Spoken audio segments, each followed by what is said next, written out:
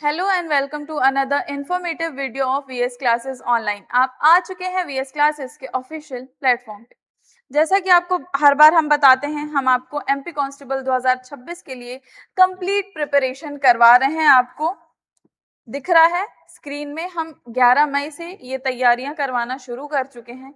जो भी बच्चे हमारे साथ जुड़े हैं, जो पीडीएफ नोट्स का एक्सेस मांगते हैं, उनके साथ साथ और भी जो बच्चे हैं जो ये वीडियोस नई नई देख रहे हैं, तो उनसे मैं आग्रह करूंगी कि आप इस चैनल की प्लेलिस्ट में जाएंगे तो आपको बाकी सारे जो लेक्चर्स हैं वो भी आपको मिल जाएंगे, उसका एक्सेस मिल जाएगा। हम एमपी कांस्टेबल 2026 के लिए जो आपको कंप्लीट प्रिपरेशन फ्री में करवा रहे हैं, हमारे चैनल पर सिर्फ आपको ये मिलेगा, जिसमें अब की बारी वर्दी हमारी, ये हमारा लक्ष्य है। हम आपको कंप्लीट प्रिपरेशन करवाएंगे एमपी कांस्टेबल की, जिसके तहत हमारे आप चैनल पर देख रहे होंगे maths, reasoning, science, GK, static GK, विश्व का, भारत का, मध्य प्रदेश का, सबका आपको लेक्चर अलग अलग प्लेलिस्ट के साथ मिल जाएगा। अब जो हम आपको तैयारी करवा रहे हैं उसके तहत आपको क्या क्या चीजें मिलेंगी? कंप्लीट सिलेबस करवाया जाएगा। दूसरा, डेली क्लासेस मिलेंगी। तीसरा, वीकली टेस्ट सीरीज होगा। चौथा, आपको पीडीएफ नोट्स का एक्सेस मिल जाएगा। मैं अभी क्यूआर कोड दिखाऊंगी, आप वो देख लेंगे। मॉक टेस्ट होगा, डाउट क्लासेस रहेंगी और रिकॉर्डेड बैकअप रहेगा। इतनी सारी चीजें आपको केवल एक लेक्चर के थ्रू हम आपको पूरी प्रिपरेशन करवाएंगे। आपको पीडीएफ नोट्स का भी एक्सेस मिलेगा। अब पीडीएफ नोट्स का एक्सेस आपको कैसे मिलेगा वो आपको बताया जाएगा।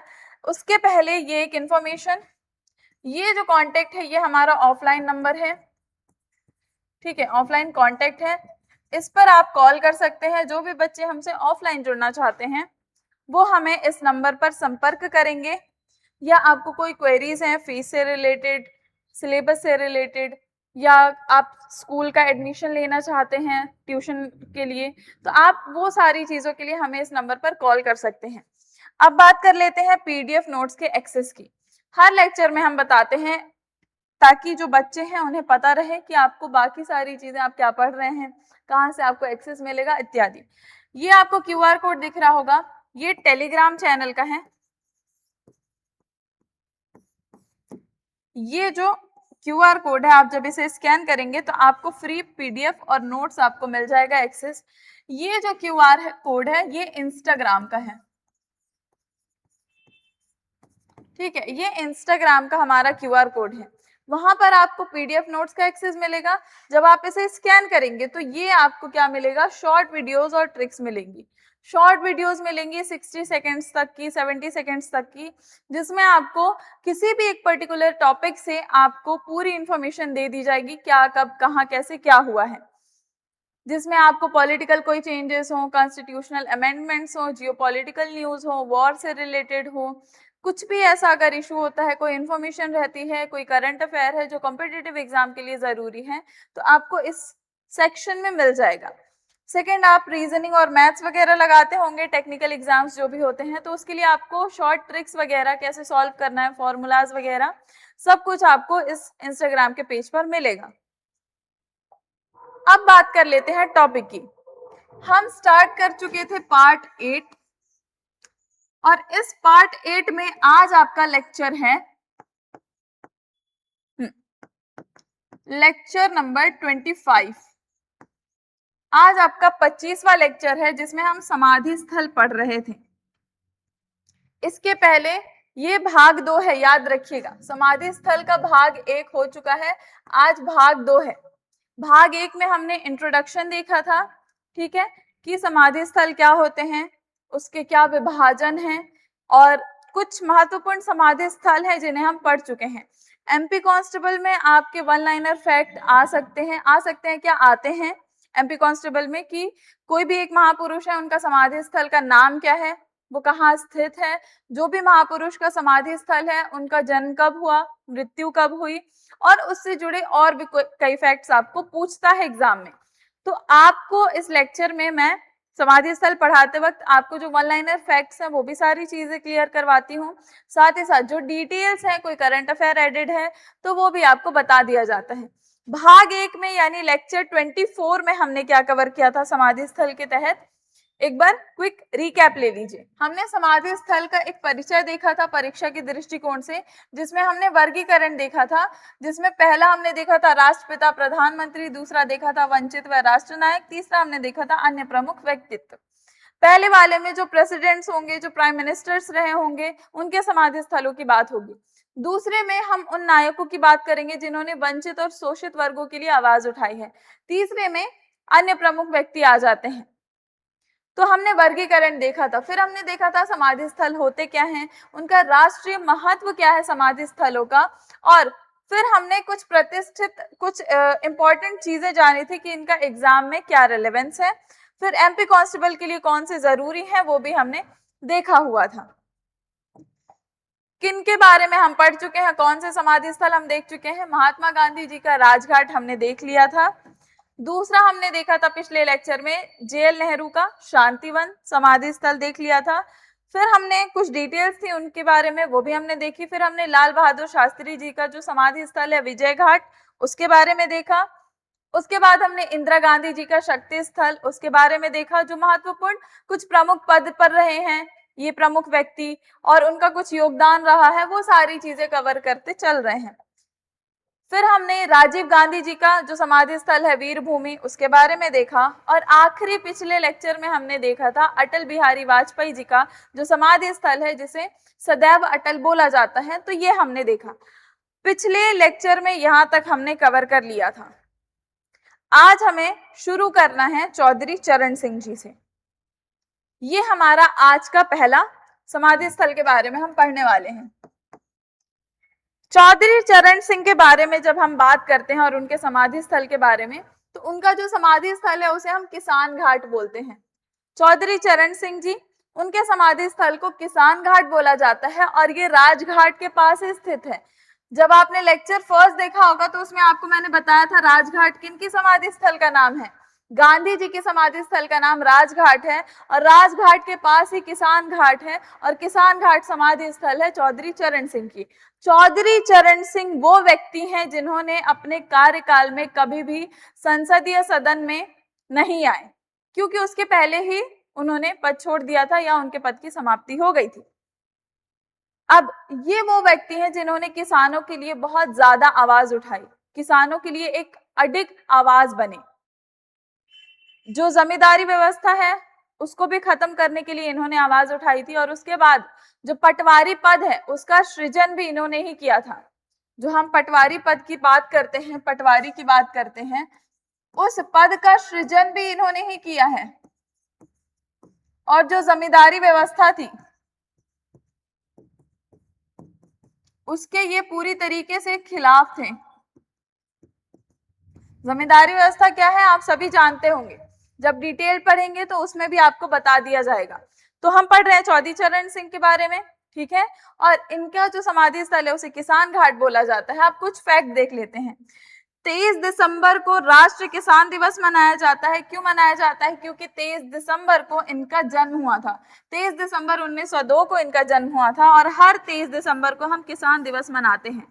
किसानों के लिए अडिग आवाज बने, इस कारण से इनके जन्म दिवस पर हम किसान दिवस मनाते हैं।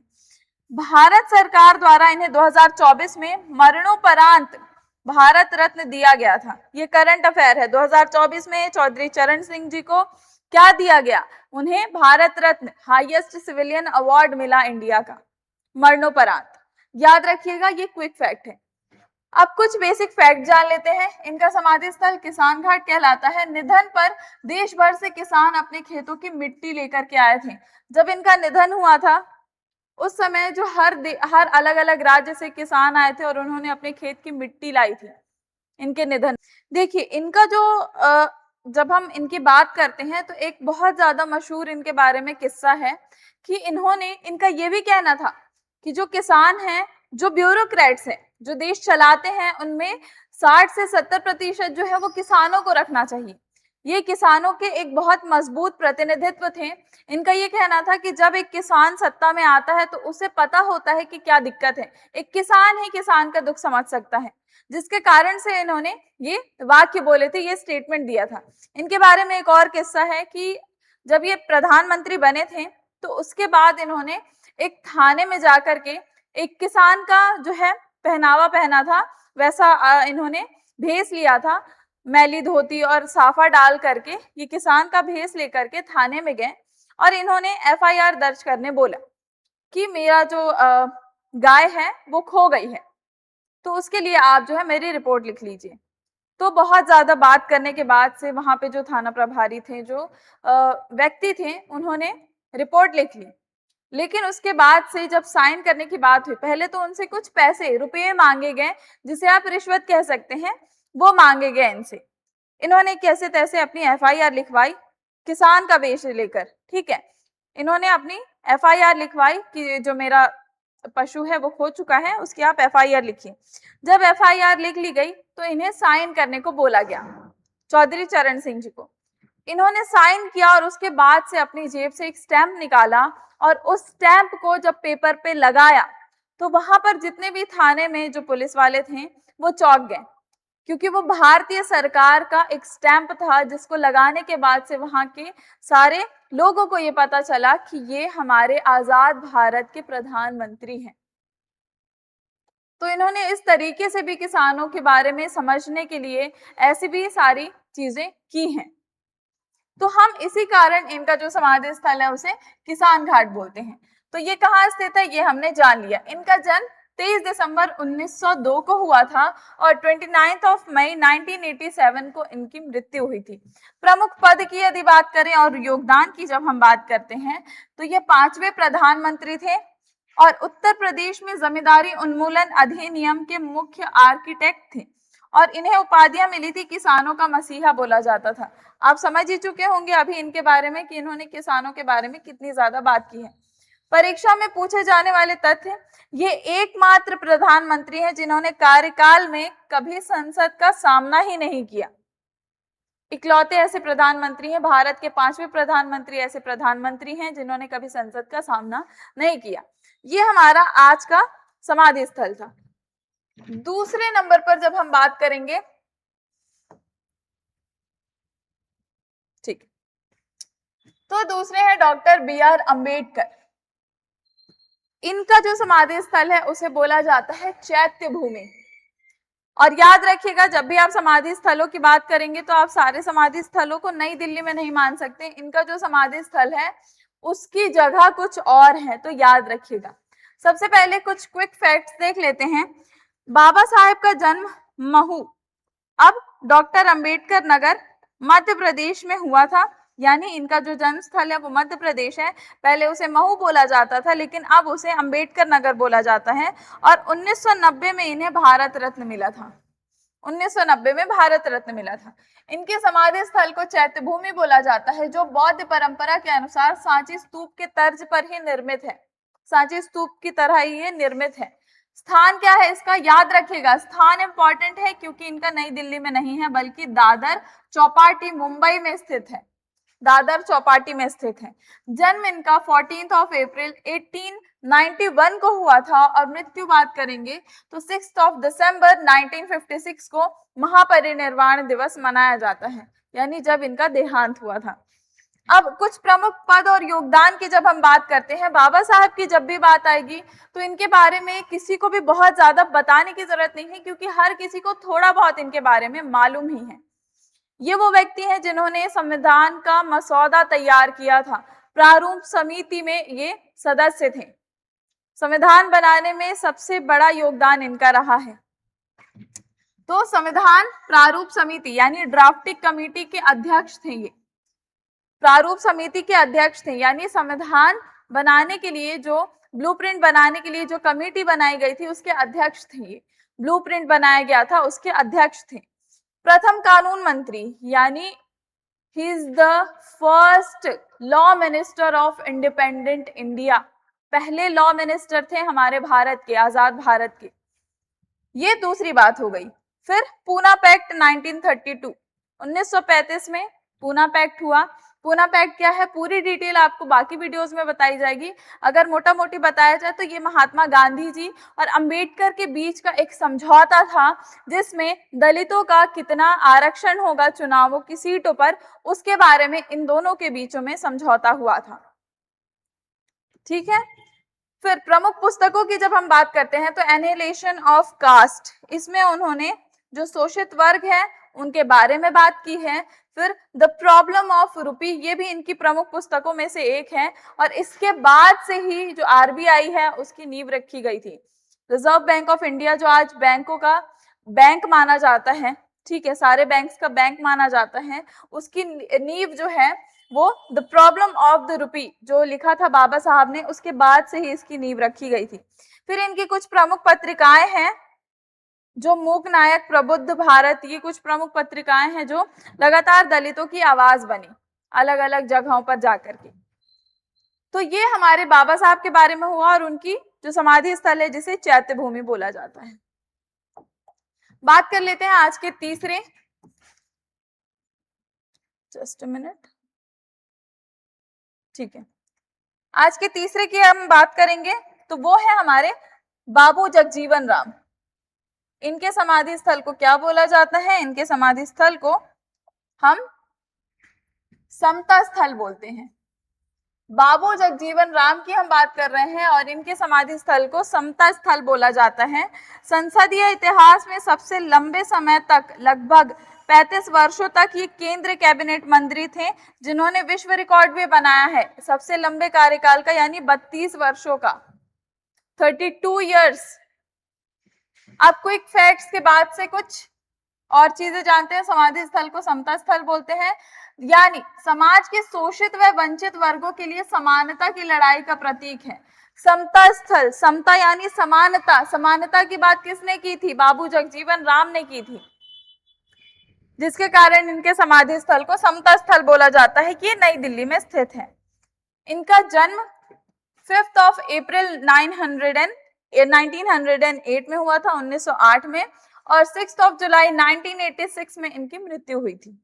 प्रमुख पद और योगदान की यदि हम बात करते हैं तो पूर्व उप प्रधानमंत्री थे। हरित क्रांति जो हुई थी, ग्रीन रेवोल्यूशन, ग्रीन रेवोल्यूशन क्या है आपको पता है? आजादी के बाद से जो एग्रीकल्चरल सेक्टर है उसको बूस्ट करने के लिए और बेटर करने के लिए, फॉर मोर प्रोडक्शन, ये ग्रीन रेवोल्यूशन लाया गया था, हरित क्रांति लाई गई थी। जिस समय, और उस समय क्या हो रहा था हरित क्रांति में, जो अच्छी क्वालिटी की सीड्स हैं, HYV सीड्स जिसे बोला जाता है, HYV सीड्स, इनका प्रयोग किया जा रहा था, हाई यील्डिंग सीड्स का।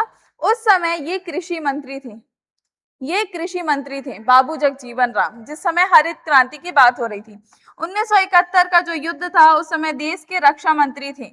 1971 में याद करिएगा, बांग्लादेश, ईस्ट पाकिस्तान, वेस्ट पाकिस्तान का जो वॉर चल रहा था, उस समय ये डिफेंस मिनिस्टर थे। उस समय इंदिरा गांधी जी का कार्यकाल था और ये डिफेंस मिनिस्टर थे, और उसके बाद से ही बांग्लादेश का निर्माण हुआ था। और उपाधियां क्या है इनकी? बाबूजी।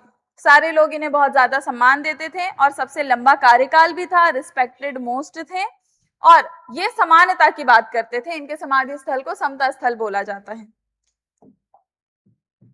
अब बात कर लेते हैं डॉक्टर राजेंद्र प्रसाद की। ये कौन है? इनके बारे में आपको पता होना चाहिए। महाप्रयाण घाट इनके समाधि स्थल को बोला जाता है, महाप्रयाण घाट, ठीक है, दिख रहा है आपको? तो अब इनके बारे में कुछ क्विक एग्जाम फैक्ट देखते हैं। 1962 में, 1962 में इन्हें भारत रत्न मिला। समाधि स्थल को महाप्रयाण घाट बोला जाता है, जिसका मतलब होता है महान प्रस्थान। ये कहाँ स्थित है? बांस घाट, पटना में, बिहार में स्थित है, क्योंकि मातृभूमि से जुड़ाव के कारण ये इनका जो समाधि स्थल है वो पटना में स्थित है। जन्म की बात करेंगे तो 3 दिसंबर 1884 को इनका जन्म हुआ था। 28 फरवरी 1963 में इनकी मृत्यु हुई थी। प्रमुख पद की यदि बात करते हैं, जस्ट अ मिनट, दिख रहा है अब आपको? ठीक है। प्रमुख पद की यदि हम बात करते हैं तो इन्हें भारत का पहला राष्ट्रपति जो है वो माना जाता है, फर्स्ट प्रेसिडेंट ऑफ इंडिया। किनके बारे में हम बात कर रहे हैं? डॉक्टर राजेंद्र प्रसाद जी के बारे में बात कर रहे हैं, जो आजाद भारत के पहले राष्ट्रपति थे। अब सबसे लंबे समय तक, यानी 12 वर्षों तक इनका कार्यकाल था राष्ट्रपति के तौर पर। फिर संविधान सभा के स्थायी अध्यक्ष थे ये, जो 11 दिसंबर 1946 को बना था, चंपारण सत्याग्रह जो गांधी जी के द्वारा 1917 में किया गया था, उसके ये समर्थक थे, सहयोगी थे। उपाधियों की अगर हम बात करेंगे तो देश रत्न बोला जाता था इन्हें, और अजात शत्रु बोला जाता था। अजात शत्रु बोला जाता था डॉक्टर राजेंद्र प्रसाद को। क्यों बोला जाता था? क्योंकि इनका कोई दुश्मन ही नहीं था। अजात शत्रु उसे बोला जाता है जिसका कोई शत्रु ही ना हो। इनका कोई दुश्मन नहीं था। इनका केवल एक मत था कि भारत को कभी हमें टुकड़ों में नहीं करना है। वो पाकिस्तान के निर्माण के खिलाफ थे, जो उन्होंने अपनी पुस्तकों में भी दर्शाया था, जो उन्होंने लिखा था। जन के बारे में हमने बात कर लिया, तो 12 वर्षों तक इनका कार्यकाल था, स्थायी अध्यक्ष थे संविधान सभा के। प्रमुख पुस्तकों की अगर बात करेंगे तो सबसे प्रमुख पुस्तक जो है वो इंडिया डिवाइडेड है। इंडिया डिवाइडेड में उन्होंने हिंदू मुस्लिम एकता के बारे में बात की थी, हमारे देश की एकता के बारे में बात की थी, अखंडता के बारे में बात की थी, और बात की थी कि भारत का विभाजन क्यों नहीं होना चाहिए और वो क्यों उसके खिलाफ है। ठीक है, तो ये हमारी आज की चौथी बात हो गई डॉक्टर राजेंद्र प्रसाद की, जिनके समाधि स्थल को महाप्रयाण घाट बोला जाता है। अब बात कर लेते हैं डॉक्टर शंकर दयाल शर्मा के बारे में, जिनके समाधि स्थल को कर्म भूमि बोला जाता है। डॉक्टर शंकर दयाल शर्मा ये आंध्र प्रदेश, पंजाब और महाराष्ट्र के राज्यपाल भी रहे हैं, और एमपीपीएससी और एमपी कांस्टेबल के जो है फेवरेट प्रश्न है, क्योंकि ये मध्य प्रदेश से इनका जुड़ाव था। क्योंकि इनका जन्म कहाँ हुआ था? क्योंकि इनका जन्म भोपाल में हुआ था, तो इसलिए ये महत्वपूर्ण माना गया है। समाधि स्थल कर्मभूमि बोला गया है, यानी जीवन भर के अथक राजनीतिक और सामाजिक कार्यों को समर्पित है। इनका जो समाधि स्थल है उसे कर्मभूमि क्यों बोला गया है? क्योंकि इन्होंने अपना जीवन जो है वो समर्पित कर दिया सामाजिक कार्यों में। जो इनका समाधि स्थल है वो कहाँ स्थित है? नई दिल्ली में स्थित है। जन्म इनका 19 अगस्त 1918 को हुआ और मृत्यु 26 दिसंबर 1999 को हुई। प्रमुख पद और योगदान की जब हम बात करते हैं तो भारत के 9वें राष्ट्रपति थे। 1992 से लेकर के 1997 तक इनका कार्यकाल था, और 8वें उपराष्ट्रपति भी रहेंगे। अब एमपी कांस्टेबल के लिए वीवीआईपी फैक्ट्स क्या हैं? सबसे पहले शंकर दयाल शर्मा जी का जन्म जो है वो भोपाल में हुआ, इसलिए ये एमपी के लिए जरूरी हो जाता है। दूसरा, 1956 में मध्य प्रदेश के पुनर्गठन से पहले पुनर्गठन हुआ था, सीपी बरार ये सारे प्रोविंसेस को मिला करके। उसके पहले 1952 से 1956 तक ये भोपाल स्टेट के जो है मुख्यमंत्री रहे।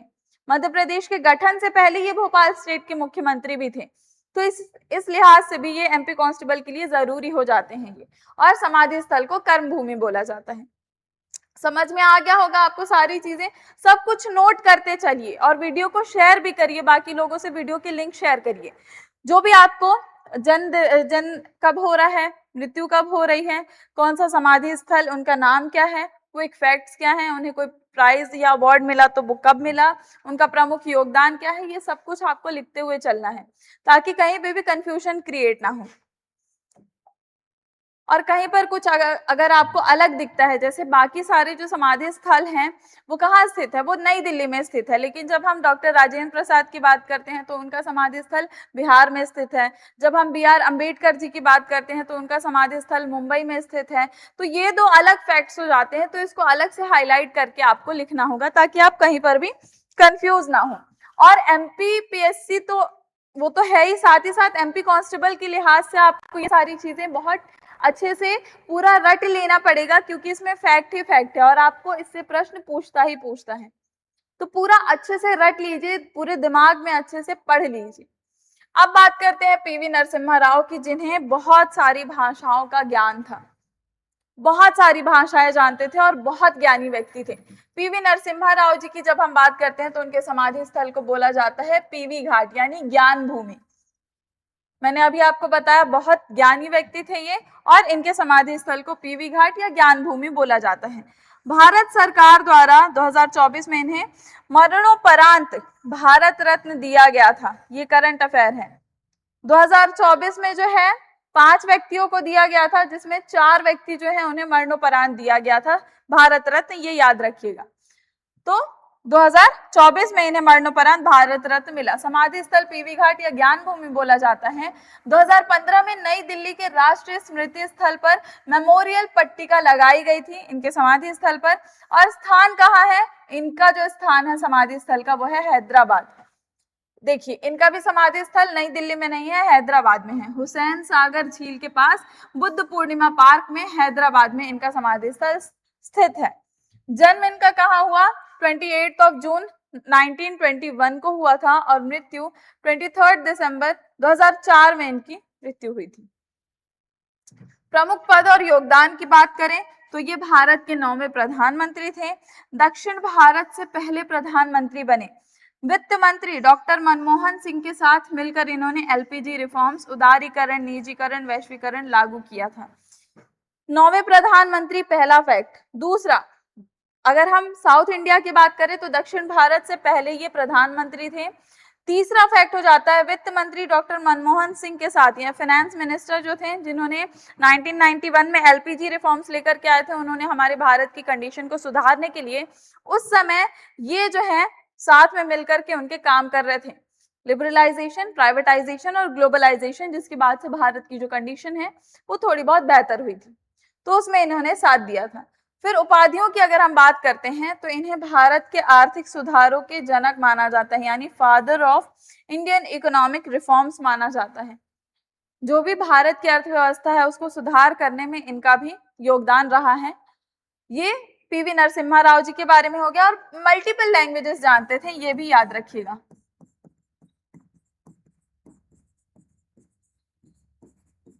मल्टीपल लैंग्वेजेस का इनको ज्ञान था। ये पीवी नरसिम्हा राव जी के बारे में हो गया। अब देखिए, आपने इतने सारे जो है जो भी महत्वपूर्ण समाधि स्थल थे वो हमारे आज सेकंड पार्ट में हो गए हैं कंप्लीट। अब एक बार देखिए आज के लेक्चर में आपने क्या क्या पढ़ा। समाधि स्थल का 2 भाग आपको मिलेगा। आज दूसरा भाग है। पहले भाग में हमने महात्मा गांधी जी का राजघाट, जेएल नेहरू जी का शांतिवन, फिर लाल बहादुर शास्त्री जी का विजय घाट, इंदिरा गांधी जी का शक्ति स्थल, राजीव गांधी जी का वीर भूमि और अटल बिहारी वाजपेयी जी का सदैव अटल पढ़ा। आज हमने चौधरी चरण सिंह जी का किसान घाट पढ़ा। फिर हमने पढ़ा डॉक्टर बी.आर. अम्बेडकर जी का चैत्य भूमि समाधि स्थल। उसके बाद हमने बाबू जगजीवन राम का समता स्थल समाधि स्थल बोला जाता है, और डॉक्टर राजेंद्र प्रसाद जी का समाधि स्थल महाप्रयाण घाट पढ़ा। और उसके बाद से हमने डॉक्टर शंकर दयाल शर्मा जी का कर्म भूमि, और उसके बाद से आज का आखिरी पीवी नरसिम्हा राव जी के जो समाधि स्थल है ज्ञान भूमि, उसके बारे में पढ़ा। यानी आपके जितने महत्वपूर्ण मध्य प्रदेश से जुड़े जो समाधि स्थल थे, महत्वपूर्ण भारत में जो प्रमुख समाधि स्थल है जिनके जहां से आपका क्वेश्चन बनता है, वो आपको मैंने कवर करवा दिया है 2 लेक्चर्स में सारे फैक्ट्स के साथ। अब कुछ जरूरी हमारे जो फैक्ट्स हैं वो एक बार में हम पढ़ लेते हैं ताकि आपको पूरा रिवीजन हो जाए। ठीक है। मोरारजी देसाई जी का जो अभय घाट है उसमें स्थान साबरमती आश्रम के पास है, अहमदाबाद गुजरात में स्थित है। अभय का अर्थ होता है निडरता। योगदान क्या था? प्रथम गैर कांग्रेसी प्रधानमंत्री थे। जब हम मोरारजी देसाई की बात करते हैं, मोरारजी देसाई जी के बारे में भी याद रखिएगा। ये कुछ और जो है समाधि स्थलों की हम बात कर रहे हैं जो जरूरी है। मोरारजी देसाई जी के बारे में बात कर रहे हैं जिसे अभय घाट बोला जाता है, और साबरमती आश्रम के पास ये अहमदाबाद में स्थित है। अभय घाट, अभय का अर्थ होता है निडरता। मोरारजी देसाई पहले ऐसे कांग्रेसी जो है नेता थे, क्योंकि जब देश आजाद हुआ उस समय कांग्रेस का ही काल चल रहा था। ये पहले ऐसे व्यक्ति थे जो कांग्रेसी, गैर कांग्रेसी नेता बने, प्रधानमंत्री बने 1977 में। भारत उम्र दराज पीएम 81 ईयर्स के थे ये, सबसे पहली बात। और रोलिंग प्लान की शुरुआत इन्होंने ही की थी। देखिए जब हम इनकी बात करते हैं, जब ये अपने कार्यकाल में थे तो इन्होंने जो अवार्ड्स हैं, पद्म अवार्ड्स हैं उनको और भारत रत्न को उनको समाप्त करवा दिया था, खत्म करवा दिया था, ये कहते हुए कि हमारा संविधान इसकी इजाजत नहीं देता। उपाधियों के अंत के बारे में हमारा जो है संविधान बात करता है। तो इन्होंने, ये पहले कांग्रेसी, गैर कांग्रेसी नेता थे और इन्होंने कुछ जो अवार्ड्स हैं उनको खत्म करवाया था, ये याद रखिएगा। वापस से जब इंदिरा गांधी जी का कार्यकाल आया तो वो सारे अवार्ड्स की शुरुआत हो गई थी। परीक्षा तथ्य की बात करें तो सबसे ज्यादा बार बजट पेश किया है इन्होंने, 10 बार इन्होंने बजट पेश किया है संसद में। सम्मान की बात करें तो भारत रत्न मिला है, निशान पाकिस्तान बोला जाता है, और दोनों प्राप्त करने वाले एकमात्र भारतीय हैं। यानी निशान पाकिस्तान भी मिला है इन्हें, भारत रत्न भी मिला है, यानी पाकिस्तान का भी अवार्ड है और भारत का भी अवार्ड इनको मिला है। ये हमने बात कर ली। मोरारजी देसाई भारत के पहले गैर कांग्रेसी नेता। कुछ और प्रमुख ये समाधि स्थल है, याद रखिएगा। जो प्रमुख थे वो भी हो गए हैं, और कुछ एक्स्ट्रा में आपको बताया जा रहा है, जिसमें गुलजारी लाल नंदा जो है उनके समाधि स्थल को नारायण घाट बोला जाता है। नारायण घाट स्थान क्या है? अहमदाबाद गुजरात में। सादगी और निस्वार्थ सेवा का ये प्रतीक माने जाते हैं। कौन? गुलजारी लाल नंदा। योगदान की अगर बात करें तो 2 बार कार्यवाहक यानी एक्टिंग प्रधानमंत्री रहे हैं। एक्टिंग प्रधानमंत्री, जब आप डिटेल वीडियो देखेंगे, जब हम डिटेल में पढ़ाएंगे आपको सारी चीजें, उस समय आपको इन सारे पदों के बारे में बताया जाएगा। गवर्नर क्या होता है, एक्टिंग प्राइम मिनिस्टर क्या होता है, प्रेसिडेंट कौन होता है, ये सारी चीजें। तो नेहरू जी और शास्त्री जी के निधन के बाद इन्होंने प्रधानमंत्री की एक्टिंग की थी, ये आपको डिटेल वीडियो में समझाया जाएगा। योजना आयोग यानी प्लानिंग कमीशन के पहले उपाध्यक्ष थे, और सम्मान इन्हें 1997 में भारत रत्न दिया गया था गुलजारी लाल नंदा को। तो ये हमारे 2 और प्रमुख व्यक्ति, जिसमें मोरारजी देसाई और गुलजारी लाल नंदा हो गए। अब बात कर लेते हैं ज्ञानी जैल सिंह की। ज्ञानी जैल सिंह का जो ये आधुनिक भारत के राष्ट्रपति के बारे में हम बात कर रहे हैं। ज्ञानी जैल सिंह का जो समाधि स्थल है उसे एकता स्थल बोला जाता है। स्थान है नई दिल्ली, अनेकता में एकता का प्रतीक माना जाता है। ठीक है, स्थान है नई दिल्ली, अनेकता में एकता का प्रतीक माना जाता है। योगदान की अगर बात करें तो भारत के 7वें और प्रथम सिख राष्ट्रपति थे। यानी जैल सिंह जो है वो प्रथम सिख राष्ट्रपति थे। चुनौतियों की अगर बात करें तो ऑपरेशन ब्लू स्टार 1984 और इंदिरा गांधी की हत्या के समय पद पर थे ये। यानी जैल सिंह जो है एकता स्थल बोला जाता है। ऑपरेशन ब्लू स्टार जिसमें इंदिरा गांधी जी की हत्या कर दी गई थी, उस समय ये जो है पद पर थे। अब कुछ इंपॉर्टेंट फैक्ट है। 1986 में पॉकेट विटो करने वाले एकमात्र राष्ट्रपति भारतीय डाकघर संशोधन विधेयक पर। पॉकेट विटो क्या है ये भी आपको डिटेल में बताया जाएगा, लेकिन पहले समझिए भारतीय डाकघर संशोधन विधेयक क्या है। ये एक विधेयक लेकर के आया गया था जिसमें बोला गया था कि भारत की जो है सुरक्षा हेतु, प्राइवेसी हेतु, और हमें जो है हमारे देश की रक्षा करने के लिए हमें ये जरूरी हो जाता है कि जो भी पत्र लिखे जा रहे हैं उसे डाकिया को यह अधिकार दिया जाए कि वो खोल करके पढ़ सके। ये देश की सुरक्षा के लिए ऐसा बोला गया था, जिसके बाद जब ये प्रस्ताव इनके सामने रखा गया तो इन्होंने पॉकेट वीटो का इस्तेमाल किया। यानी वो पत्र आज तक उनके पॉकेट में है, वो जो विधेयक है आज तक उनके पॉकेट में है, और इसे खारिज माना गया। क्यों? क्योंकि ये आप क्या मैसेजेस लिख रहे हैं, आप आज के जमाने में अगर सोचें तो आप कोई मैसेज लिख रहे हैं, WhatsApp end to end encrypted बोलता है, लेकिन फिर भी कभी अगर अफवाह आती है या आप ये सुने कि आपके जो मैसेजेस हैं वो कोई जो बीच में बैठा हुआ व्यक्ति है व्हाट्सएप का वो पढ़ रहा है, तो आपको कैसा महसूस होगा। ठीक उस समय यही सारे तर्क दिए गए थे और इसे फिजूल माना गया था इस विधेयक को। तो उसके बाद से इन्होंने जो है पॉकेट विटो का इस्तेमाल किया। ये कुछ प्रकार के विटो होते हैं, जब भी कोई विधेयक लाया जाता है तो उस पर प्रतिक्रिया देने पर उसे विटो बोला जाता है। उसे किस तरीके से पारित करवाया जाएगा या उसे खारिज किस तरीके से करवाना है इत्यादि के लिए ये कुछ विटोज हैं, उनका इस्तेमाल किया जाता है। तो उस समय इन्होंने, ज्ञानी जैल सिंह ने, जो भारत के पहले सिख व्यक्ति थे, भारत के पहले सिख राष्ट्रपति थे, उन्होंने पॉकेट विटो का इस्तेमाल किया था। कौन से विधेयक के लिए? डाकघर संशोधन विधेयक के लिए, याद रखिएगा। अब बात करते हैं के.आर. नारायणन। इनका जो समाधि स्थल है उसे उदय भूमि बोला जाता है। स्थान है नई दिल्ली। उदय भूमि यानी लैंड ऑफ सनराइज, नए युग का प्रतीक है। ये जो के.आर. नारायणन है उन्हें नए युग का प्रतीक माना जाता था, इस कारण ही इनके समाधि स्थल को उदय भूमि बोला गया। योगदान क्या है इनका? ये भारत के 10वें राष्ट्रपति थे, प्रेसिडेंट थे। और वीवीआईपी परीक्षा तथ्य की अगर बात करें तो इसे सर्वोच्च संवैधानिक पद पर पहुंचने वाले प्रथम दलित व्यक्ति हैं। जब आप इस पद की बात करते हैं और इनकी बात करते हैं तो इस पद पर पहुंचने वाले ये प्रथम दलित व्यक्ति थे।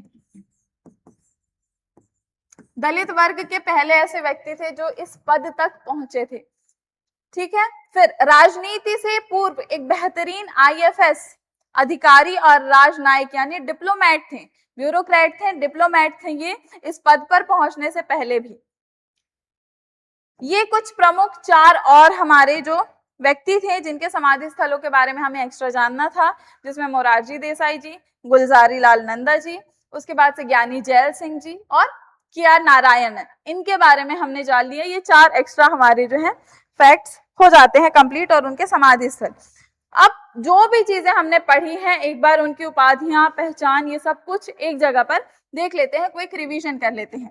यहाँ पर आपको राष्ट्रपति के नाम है और यहाँ पर उनके समाधि स्थलों के बारे में बात करते हैं हम। सॉरी, यहाँ पे जो है उनके पद के बारे में बात की गई है और यहाँ पे उनके नाम के बारे में। तो राष्ट्रपिता किसे बोला जाता है? महात्मा गांधी जी को, जिनके समाधि स्थल को राजघाट बोलते हैं। संविधान के शिल्पकार अगर हम बात करेंगे, संविधान को बनाने वाले, तो डॉक्टर BR अम्बेडकर हैं, जिन्हें चैत्य भूमि, जिनके समाधि स्थल को बोला जाता है। किसानों के मसीहा के तौर पर जब हम बात करते हैं तो चौधरी चरण सिंह का नाम आता है और इनके समाधि स्थल को किसान घाट बोला जाता है।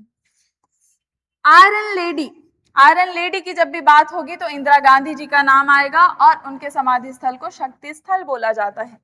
आर्थिक सुधारों के जनक की अगर हम बात करते हैं, इकोनॉमिक रिफॉर्म्स की अगर हम बात करेंगे तो PV नरसिम्हा राव जी का नाम आता है, जिनके समाधि स्थल को ज्ञान भूमि बोला जाता है। प्रथम गैर कांग्रेसी प्रधानमंत्री किन्हें बोला गया है? मोरारजी देसाई जी को बोला गया है और ये अभय घाट इनके समाधि स्थल को बोला जाता है। प्रथम दलित राष्ट्रपति की जब हम बात करते हैं तो KR नारायणन का नाम आएगा, जिनके समाधि स्थल को उदय भूमि बोला जाता है। सबसे युवा प्रधानमंत्री की अगर बात करेंगे तो राजीव गांधी जी, इनके समाधि स्थल पर आप देखेंगे 46 कमल के फूल बने हुए हैं।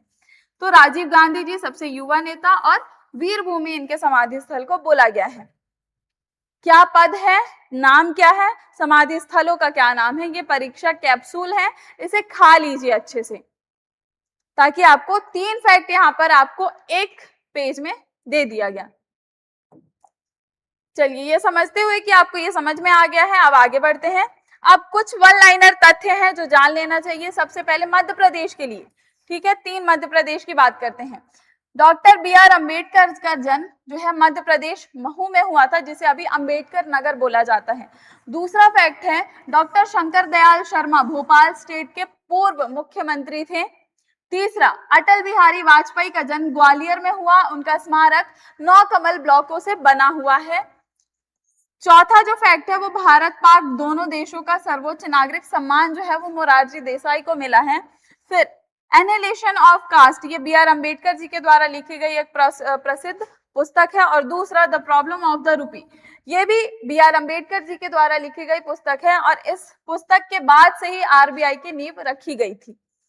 फिर इंडिया डिवाइडेड, ये जो किताब है ये राजेंद्र प्रसाद जी के द्वारा लिखी गई। राजेंद्र प्रसाद जी भारत के, आजाद भारत के पहले राष्ट्रपति थे और इसके तहत उन्होंने अपने भाव व्यक्त किए थे कि भारत में हिंदू मुस्लिम एकता कितनी ज्यादा है और हमें भारत का विभाजन नहीं करना चाहिए, ये उसके सख्त खिलाफ थे। फिर 2024 में PV नरसिम्हा राव जी को और चौधरी चरण सिंह को मरणोपरांत भारत रत्न दिया गया था। याद रखिएगा, 2024 में 5 व्यक्तियों को मिला था, जिसमें 4 व्यक्तियों को मरणोपरांत मिला था, जिसमें 2 व्यक्तियों का नाम PV नरसिम्हा राव और चौधरी चरण सिंह जी हैं। फिर सबसे लंबे समय के अगर हम बात करें, कैबिनेट मंत्री रहने के रिकॉर्ड की बात करें तो जगजीवन राम का नाम सबसे ऊपर आता है। ये सबसे लंबे समय तक जो है कैबिनेट मंत्री रहे हैं। ये आपके कुछ वन लाइनर फैक्ट हो गए जो मध्य प्रदेश और रिकॉर्ड और प्रमुख कुछ बातें हो गई। अब बात कर लेते हैं प्रतियोगी परीक्षाओं के लिए कुछ और महत्वपूर्ण तथ्य की, जिसमें ये दूसरा भाग है। डॉक्टर राजेंद्र प्रसाद जी की जो समाधि है उसे महाप्रयाण घाट बोला जाता है, जो दिल्ली में नहीं पटना में है। कुछ 3-4 व्यक्तियों की हमने बात की है जिनमें से जिनका जो समाधि स्थल है वो नई दिल्ली में नहीं स्थित है, जिनमें राजेंद्र प्रसाद जी आते हैं जिनका पटना बिहार में स्थित है। मोरारजी देसाई अभय घाट बोला जाता है और गुलजारी लाल नंदा इनका जो समाधि स्थल है उसे नारायण घाट बोला जाता है और समाधियां अहमदाबाद में स्थित हैं। पीवी नरसिम्हा राव जी की समाधि जो है उसे ज्ञान भूमि बोला जाता है और हैदराबाद हुसैन सागर झील के पास स्थित है। पॉकेट विटो का इस्तेमाल एक बार किया गया सबसे पहले ज्ञानी जैल सिंह जी के द्वारा, जिनके समाधि स्थल को एकता स्थल बोला जाता है। फिर राजीव गांधी जी के स्मारक वीर भूमि पर 46 छोटे कमल बनाए गए हैं जो उनकी आयु को दर्शाते हैं। सबसे युवा नेता ताशकंद समझौते में लाल बहादुर शास्त्री जी की जो है मृत्यु हुई थी और उनके जो समाधि स्थल है उसे विजय घाट बोला जाता है। रहस्यमय निधन हुआ था, एक समझौते पर जो है वो सिग्नेचर करने गए थे और वहीं पर उनकी जो है मौत हो गई या हत्या हुई, ये आज तक रहस्य बना हुआ है ताशकंद में। इस पे बहुत सारी सीरीज वगैरह भी बनी है, आप विजिट कर सकते हैं। एकमात्र पीएम जिन्होंने संसद का सामना नहीं किया, चौधरी चरण सिंह। चौधरी चरण सिंह वो व्यक्ति हैं जिन्होंने जमींदारी व्यवस्था को खत्म करके पटवारी पद का सृजन किया था। फिर शांतिवन का नाम पंडित नेहरू की गुट निरपेक्षता और विश्व शांति नीति का प्रतीक है। जब हम जवाहरलाल नेहरू जी की बात करेंगे तो शांतिवन उनके समाधि स्थल को बोला जाता है। और नॉन अलाइनमेंट मूवमेंट, यानी जब कोल्ड वॉर चल रहा था, पूरा विश्व दो हिस्सों में बटा हुआ था, सोवियत संघ था एक तरफ अमेरिका था, उस समय भारत ने बिना किसी का पक्ष लिए आजाद रहने का जो है डिसाइड किया था, उसे बोला गया नॉन अलाइनमेंट मूवमेंट यानी गुट निरपेक्षता, जिसका उदय जो है वो JL नेहरू जी ने किया था। ये हमारे दूसरा पेज हो गया फैक्ट का। अब कुछ महापुरुष हैं, उनके समाधि स्थल को क्या बोला जाता है और उनका समाधि स्थल जो है वो कहाँ स्थित है वो देख लेते हैं एक बार में। महात्मा गांधी जी जो हमने पढ़ा है उसके बारे में ही हम बात कर रहे हैं। इतने समाधि स्थलों के बारे में मैंने आपको पढ़ा दिया है 2 भाग में। महात्मा गांधी जी समाधि स्थल राजघाट बोला जाता है जो स्थित है नई दिल्ली में। जवाहरलाल नेहरू जी का समाधि स्थल शांतिवन जो स्थित है नई दिल्ली में। लाल बहादुर शास्त्री जी का समाधि स्थल विजय घाट जो स्थित है नई दिल्ली में।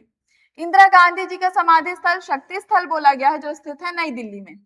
राजीव गांधी जी का समाधि स्थल वीर भूमि बोला गया जो स्थित है नई दिल्ली में। अटल बिहारी वाजपेयी जी का समाधि स्थल सदैव अटल बोला गया जो स्थित है नई दिल्ली में। चौधरी चरण सिंह जी का जो समाधि स्थल वो किसान घाट जो स्थित है नई दिल्ली में। BR अम्बेडकर जी का जो समाधि स्थल है चैत्य भूमि और स्थित है मुंबई में।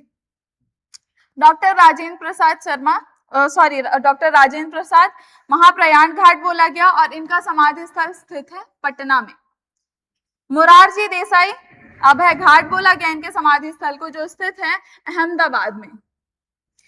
गुलजारी लाल नंदा की बात करें तो नारायण घाट इनके समाधि स्थल को बोला जाता है जो स्थित है अहमदाबाद में। पीवी नरसिम्हा राव इनका समाधि स्थल पीवी घाट या फिर ज्ञान भूमि बोला गया जो स्थित है हैदराबाद में। बाबू जगजीवन राम की जब हम बात करते हैं तो इनका जो समाधि स्थल है उसे समता स्थल बोला गया, समता स्थल जो स्थित है नई दिल्ली में। डॉक्टर शंकर दयाल शर्मा इनके समाधि स्थल को कर्म भूमि बोला गया जो स्थित है नई दिल्ली में। ज्ञानी जैल सिंह समाधि स्थल एकता स्थल स्थित है नई दिल्ली में। KR नारायणन समाधि स्थल उदय भूमि बोला गया और स्थित है नई दिल्ली में। इनमें से ये और फिर ये हैदराबाद, ये 5 समाधि स्थल जो है वो नई दिल्ली में नहीं स्थित हैं, तो इनको आप अलग से याद करिएगा क्योंकि बाकी सारे जो समाधि स्थल हैं वो आपको नई दिल्ली में स्थित मिलेंगे, तो ये आपको याद होना चाहिए। और इनमें भी जो हमारे महात्मा गांधी जी हैं जिनका समाधि स्थल राजघाट बोला गया है और चौधरी चरण सिंह जी का जो किसान घाट है वो भी पास में है, राजघाट और किसान घाट पास में है, एक ही जगह पर है। ये हमारा आज का जो है समाधि स्थलों की जो हम बात करते हैं तो वो हो चुका है कंप्लीट, जिसमें हमने 1 2 3 4 5 6 7 8 9 10 11 12 13 14 15 16 लगभग क्या 16 हमने समाधि स्थल, ये प्रमुख 16 समाधि स्थल के बारे में हमने बात कर ली, जिसमें तीनों जो हमने 3 क्लासिफिकेशन पढ़े थे समाधि स्थलों के वो पूरा हो जाता है कंप्लीट। अब आपकी जिम्मेदारी क्या है? ये कुछ प्रश्न हैं जिनको आप अभी स्क्रीनशॉट लेंगे और इन प्रश्नों के उत्तर देंगे दोनों लेक्चर्स को देखने के बाद से। ये कुछ आपको 15 प्रश्न है, हमने 16 समाधि स्थलों के बारे में पढ़ा है और ये 15 प्रश्न हैं। इनके जो आप जवाब है वो हमें कमेंट सेक्शन में या हमारे टेलीग्राम चैनल पर भी बताएंगे, पढ़ करके दोनों लेक्चर्स को देख करके। आपने स्क्रीनशॉट ले लिया होगा। अब इसके आगे हम कुछ नया लेक्चर स्टार्ट करेंगे। लगातार आप हमारी वीडियोस देखते रहिए और जितने भी चीजें आपको पढ़ाई जा रही हैं वो कहीं से भी हवा में नहीं पढ़ाई जा रही हैं और ना ही आपको यूट्यूब पर इतना फ्री लेक्चर मिलेगा। ये केवल और केवल हमारे चैनल पर आपको मिल रहा है, एक्सेस मिल रहा है पीडीएफ का, नोट्स का, आपको पढ़ाया भी जा रहा है, ठीक है, लगातार आपको गाइड भी किया जा रहा है। तो याद रखिए, पढ़ते रहिए और चीजों को अच्छे से समझने की कोशिश करिए, लिखते भी रहिए। जितना भी आप एमपी कांस्टेबल की तैयारी कर रहे हैं, वन लाइनर फैक्ट आपको पूरा अच्छे से रट लेना है, पी लेना है पूरा अच्छे से पढ़ करके, ठीक है, क्योंकि आपको यही सारे सवाल पूछता है। आप पीवाईक्यूज चेक करिएगा, उसमें आपको इनसे कई सारे सवाल मिल जाएंगे। तो लेक्चर्स को देखिए, पढ़िए और सारे लेक्चर्स को फॉलो करते रहिए। नेक्स्ट हम देखते हैं क्या नया लेक्चर स्टार्ट करेंगे, तब तक के लिए पढ़ते रहिए और अच्छे से पढ़िए। Thank you so much.